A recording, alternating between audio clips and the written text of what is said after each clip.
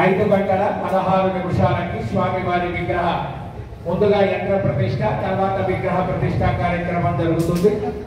రేపటి రోజు ఉదయం 10 గంటల దగ్గర నుంచి సిద్ధి బుద్ధి సహిత వరసిద్ధి వినాయక స్వామి వారి శాంతి కళ్యాణ మహోత్సవానంతరం సర్వభక్త జనావళికి స్వామివారి అన్నప్రసాద వితరణ కార్యక్రమం జరుగుతుంది. సుమారుగా మధ్యాహ్నం 12:30 గంటల నుండి అన్నప్రసాద వితరణ కార్యక్రమం జరుగుతుంది. కావున భక్తాదులు రేపటి రోజు జరగబోయే స్వామివారి విగ్రహ ప్రతిష్టాపన కార్యక్రమంలో వేలాదిగా పాల్గొని మహాగణపతి అనుగ్రహం చేత మీ నిత్య కార్యక్రమాలలో కానీ శుభ కార్యక్రమాలలో కానీ ఎటువంటి విగ్రహాలు లేకుండా నిర్విఘ్నంగా మహాగణపతి అనుగ్రహాన్ని పొంది తరిందురుగాక. జై శ్రీమన్నారాయణ. ఈ రోజు సాయంత్రం ఇందాక యాత్రిక బ్రహ్మస్వామి వారు చెప్పినట్టుగా ఎవరికి వారికి అవకాశం ఉన్నవారు పుష్పాలు, ఫలాలు, చిల్లర కాయిన్స్ ఎంత అవకాశం ఉంటే అంత అన్ని రకాల పండ్లు తేవచ్చు, అన్ని రకాల పుష్పాలు తేవచ్చు. చిల్లరైతే మీరు మోయగలిగినంత తేవచ్చు.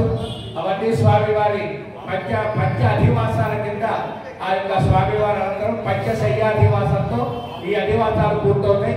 రేపటి రోజు శుభముహూర్తం బ్రహ్మ ముహూర్తంలో 5 గంటల 16 నిమిషాలకి ప్రతిష్టా కార్యక్రమాలు జరుగుతాయి.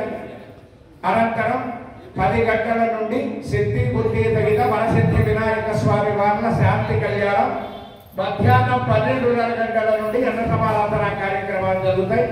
ఈ 3 రోజులు కూడా ఇంత విశేషంగా కార్యక్రమాన్ని నిర్వర్తిస్తున్నటువంటి శాశ్వత దేవాలయ దాత శ్రీమాన్ కొల్లా నాగేశ్వరరావు, ధర్మపత్ని నాగరాణి, చిరంజీవి నాగసాయి సహస్ర వారి కుటుంబ సభ్యుల చేత ఈ 3 రోజులు గణపతి విగ్రహ ప్రతిష్టాపన, అన్న సమారాధనాది కార్యక్రమాలన్నీ కూడా వారి చేతులతోనే నిర్వర్తించడం జరుగుతూ ఉన్నది. కావున వారికి వారి కుటుంబానికి ఆ మహాగణపతి మహాపరమేశ్వరుడు అలాగే ఇతపూర్వం సుబ్రహ్మణ్యేశ్వర స్వామి వారి విగ్రహాలు కూడా మన దేవాలయానికి సమర్పించి ఉన్నారు. అటువంటి శివ పరివార సేవలో వారికి వారి కుటుంబానికి సంపూర్ణమైన ఆయురారోగ్య భోగభాగ్యాలను ఆ పరమేశ్వరుడు ప్రసాదించుగాక. జై శ్రీమన్నారాయణ.